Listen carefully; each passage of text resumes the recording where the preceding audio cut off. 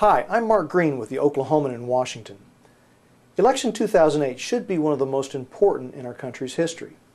I know, commentators always say that, but this year there are lots of reasons it could be true. Senator Barack Obama's historic bid to become the first African-American elected president is one. The sharp contrast between his positions on many issues and those of Republican Senator John McCain is another. Although the first is drawing lots of attention to this year's race, I expect the election will turn on the second point, as Americans choose between two fundamentally different economic philosophies and views of the world. Obama starts the race against McCain with built-in advantages. Republicans have held the White House since January 2001, and there's a natural fatigue with the GOP. Added to that is specific unhappiness with President Bush because of the war in Iraq and the struggling economy.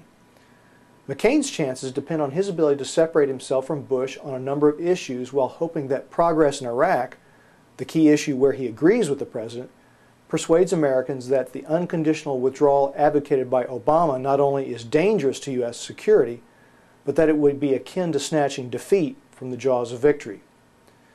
Obama's challenge is to provide meat and substance to the hope and change message that won him the Democratic nomination.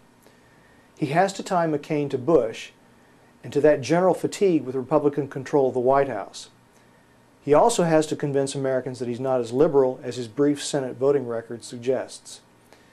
Now, this isn't 1860 when the issue of slavery had half the country threatening to leave the Union depending on the outcome. And it's not 1980 when America roused itself from the post-Vietnam malaise to become ascendant in the world again.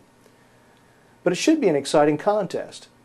Both candidates are fierce competitors, and as I said, they disagree on key issues: the war, tax policy, government spending, judges, and they would take the country in dramatically different directions.